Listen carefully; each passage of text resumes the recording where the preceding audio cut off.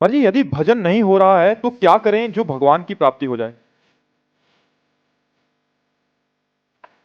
आपने ऐसा कैसे निश्चय कर लिया कि भजन नहीं हो रहा? क्यों नहीं हो रहा है? क्यों नहीं होगा? हमारा मानव जीवन वो संपूर्ण शक्ति संपन्न है जिससे भगवत प्राप्ति करनी है। बिना भजन के भगवत प्राप्ति असंभव है। भजन हमारा जीवन, आज हम सुबह साधकों से यही कहते, लोग जीते कैसे हैं बिना भजन के? विषय सेवन, विषय चिंतन, प्रपंच चिंतन, ये सब बन सकता है, भजन नहीं बन सकता। कैसी बात करते हो? प्रयासरत क्यों नहीं हो? इतना क्यों इंद्रिय और मन को प्रोत्साहन दे दिया विषयों के लिए कि वो भजन के लिए ना बोल दिया कि भजन ना बने तो भगवत प्राप्ति के? भजन हमसे प्रयासरत है, वो भजन नहीं होता जो होना चाहिए। ऐसा प्रश्न तो ठीक है, ऐसा प्रश्न कैसे कर दिया कि भजन ना बने? भजन ना बने वाला शब्द क्यों बोला? आप किस उद्देश्य का पालन करने के लिए मानव जीवन प्राप्त किए? क्या उद्देश्य है? क्या रुपया, समाज प्रियता, मान प्रतिष्ठा, ये सब यही धरी रह जाएगी। इंद्रियों का दुलार, मन का दुलार, ये नरक की प्राप्ति कराएगा। हम भगवान के निज अंश हैं। हम भगवान के भक्तों के संग से अपने मन को जबरदस्ती बलात् भजन में लगाएंगे। हम अविनाशी भगवान के अंश हैं, हम क्या नहीं कर सकते? ये कैसे कह दिया कि हम भजन नहीं कर सकते? नहीं, बिल्कुल गलत। निरुत्साहित होकर ऐसे वचन ना बोलने चाहिए और ना ऐसे वचनों को सुनना चाहिए। भजन नहीं कर सकते और सब कर सकते हैं।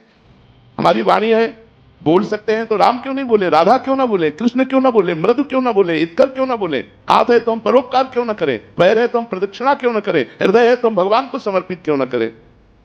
अन्य साधन सब शून्य है, भगवान का नाम जब भी अंक है।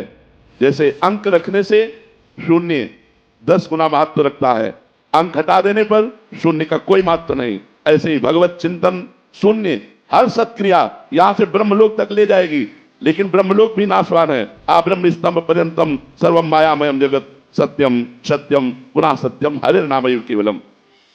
हमें ऐसा नहीं बोलना। आप क्योंकि भजन कर रहे हैं, समाज के लिए प्रश्न है, लेकिन बिल्कुल हम इस बात को सुनना नहीं चाहेंगे कि हमसे भजन नहीं होता। भजन होता सिद्धों से है, साधक को जबरदस्ती भजन करना पड़ता है। हम अभ्यास योग युक्तेनो चेतसा नान्यगामिना, हम ऐसा अभ्यास इस जन्म में करेंगे, हमारा चित्त भगवान को छोड़कर और कोई चिंतन ही न करे। अभ्यास के द्वारा सब कुछ किया जा सकता है। हम निराश, हताश, उदास ऐसे व्यक्ति नहीं, ऐसे व्यक्तित्व नहीं होना चाहिए। किसी भी स्थिति में, किसी भी कार्य प्रणाली में, किसी भी क्षेत्र में निराशा हमारे अंदर नहीं होनी चाहिए। हमारे अंदर उत्साह होना चाहिए। हम रौंद के फेंक देंगे हर बाधाओं को। हम भगवान के बच्चा हैं, हम अविनाशी परमात्मा के अंश हैं। ऐसा नहीं है कि हम इंद्रियों की विलासिता और मन की भोग विलासिता में ऐसा बोल पड़े कि हमसे भजन होता ही नहीं। नहीं, भजन के बिना नहीं। भगवान की प्राप्ति के लिए सुलभ मार्ग भजन है।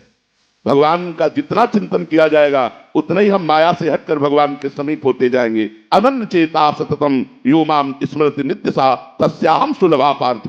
भगवान उसके लिए सुलभ होते हैं जो नित्य निरंतर भगवान का चिंतन करता है। अपने चित्त को भगवान के चरणों में लगाने में परेशानी क्या है? जब युद्ध जैसा कार्य भगवान का चिंतन करते हो सकता है, तो कौन सा ऐसा कार्य है जो भगवान का चिंतन करते ना हो? हम मुख में भगवान का नाम स्मरण कर रहे हैं मधुर मधुर, और शरीर से हम चेष्टाएं कर रहे हैं, कर्म कर रहे हैं, और वो कर्म भगवान को अर्पित कर रहे हैं। हम नित्य प्रतिक्षण भगवान के नजदीक पहुंच रहे हैं। भगवान का विस्मरण करके केवल धन संपत्ति और भोगों की चाह में भटकना, ये तो दिव्य मनुष्य जीवन को व्यर्थ नष्ट कर देना है। इसलिए सबसे प्रार्थना है, ये शब्द तो आना ही नहीं चाहिए कि भजन के बिना हमारा जीवन किसी कार्य का नहीं है, हम भजन नहीं कर सकते। ये शब्द नहीं आना चाहिए कि भजन नहीं कर सकते। भजन के बिना जीवन किसी कार्य का नहीं। जब आप सुअर कुत्ता बनोगे तब भजन करोगे, जब आप पशु पक्षी बनोगे तब भजन करोगे। अरे दुर्लभो मानुषो देहो, इतना दुर्लभ मनुष्य शरीर मिला, यदि इस मनुष्य शरीर में अपने प्रभु से प्रेम न कर पाए, प्रभु को रिझा न पाए, तो और क्या है? और प्रभु के प्रेम की प्राप्ति, प्रेम मूल यह नाम है। भगवान का नाम ही प्रेम मूल है। ब्रह्म राम ते नाम बड़ वरदायक वरदान। भगवान से भी बढ़कर भगवान का नाम है।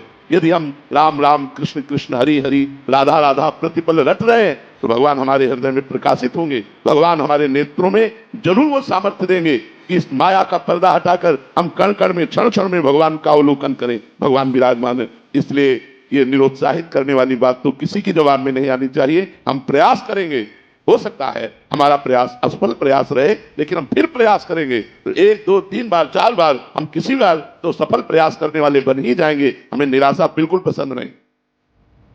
हताश होना, उदास होना, निराश होना ये हमारे जीवन में नहीं, और ये हम मनुष्य जीवन में बर्दाश्त नहीं करना चाहते। आप लोग वहीं परास्त हो रहे हो जहां भगवान का आश्रय नहीं। ये क्या है? आप विचार करके देखिए, जिसकी दोनों किडनी फेल हो, डायलिसिस हो रहा हो, शरीर भीषण कष्ट से युक्त हो, हम दहाड़ रहे हैं, अभी मृत्यु हो जाए उसकी क्या परवाह। हम भगवान के जन हैं, भगवान के अंश हैं, कोई शरीर थोड़ी है।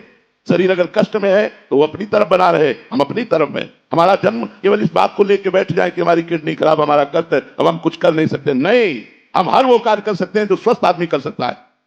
हमारे में जोश होना चाहिए, हमारा में संकल्प शक्ति होनी चाहिए। वो तभी होगी जब अध्यात्म से जुड़ोगे। भजन करो, भगवान का नाम स्मरण करो और उत्साहित रहो और वीर पुरुष बनो, कायर पुरुष नहीं। ये मैं नहीं कर सकता, ये हमारी डायरी में नहीं है। अधर्म की बात अलग है, धर्म और सही मार्ग में चलने के लिए ये मैं नहीं कर सकता, ये डायरी में नहीं। हमें जो सत्मार्ग में करना है वो हम करेंगे। हम सबसे प्रार्थना करते हैं, आप लोग कायर बनोगे तो ना इस लोक के रह जाओगे ना परलोक के रह जाओगे, और वीर बनोगे तो जो चाहोगे वो प्राप्त कर लोगे। तुम भगवान की संतान हो, महाबली अनंत वैभवशाली हनुमान जी महाराज जिनके चरणों को दुलार करते हैं, उन भगवान के बच्चे हो, उन भगवान के अंश हो। तुम में अपार सामर्थ्य, तुम अपनी शक्ति को जागृत करो और जागृत करके भगवत प्राप्ति करो। जब हम भगवान को अधीन कर सकते हैं भगवान का नाम जप करके, तो और क्या नहीं कर सकते। इसलिए खूब नाम जप करो। जबान हिलाने में क्या जाता है? राधा राधा राधा राधा राधा राधा। इसी से भगवत प्राप्ति हो जाएगी। जो कर्म करो भगवान को समर्पित करो, खूब नाम जप करो।